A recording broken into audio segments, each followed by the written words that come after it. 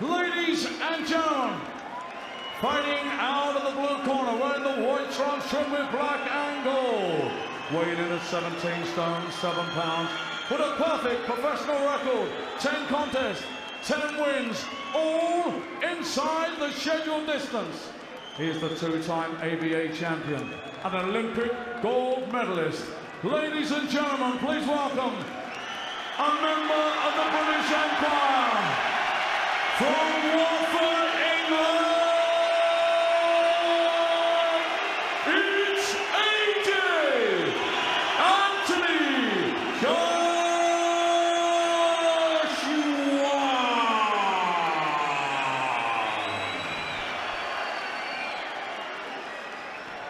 The sensation, Jason Gavern.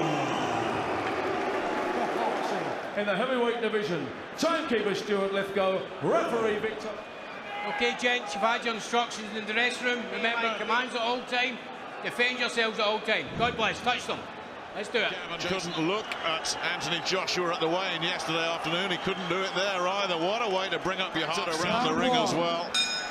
And maybe that's why the bookies are saying there's a very good chance this, because we saw Gavern on the Brooke Porter undercard last summer. He went 4 rounds, very one-sided rounds, it has to be said, before he retired on his Gavern in the build-up to this one. He rates Joshua almost as much as everybody else does. He says of all the people he sparred, top 3, and one of the 2 ahead of him is Vladimir Klitschko.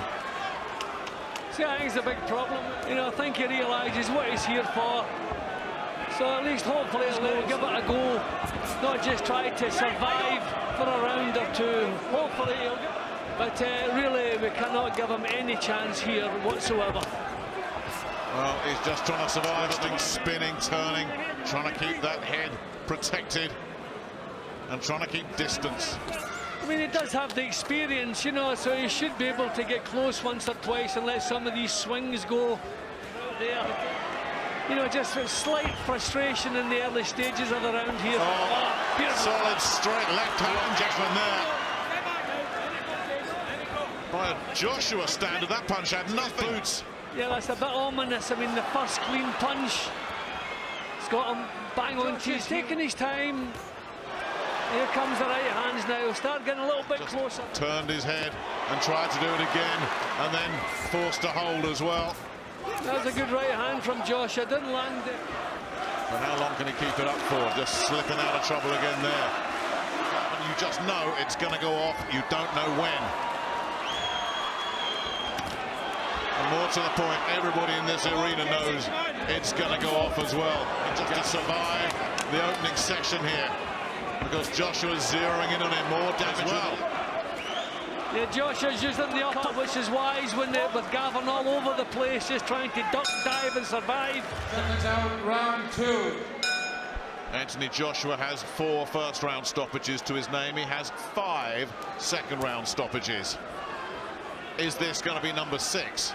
The only man to go into the 3rd round with him is the German, Konstantin Eirich. Again, Gavern, his reflexes getting out, round 2. Anthony Joshua has 4 first-round stoppages to his name. He has 5 second. The only man to go into the 3rd round with him is the German, Konstantin. Again, Gavern, his reflexes getting him out of trouble from that right hand. So it's the left that comes into play yet again.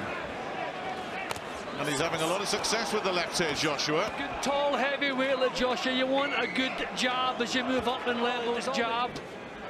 And Joshua certainly possesses that and is beginning to use it now. And Larry started talking to Joshua about the jab. Anthony did a lot of listening. Body work with the left hand, then another. And that was a good shot that Gavern took. Give him his due. He's taking his. And then he gets out of trouble again, looking for the body again. Doesn't appear to be troubling Joshua with anything. Misses time. Didn't miss time. 1, 2, 3. Gavern is complaining. 6, well, he was hit round the back of the head. He wasn't. It was 8. a straight.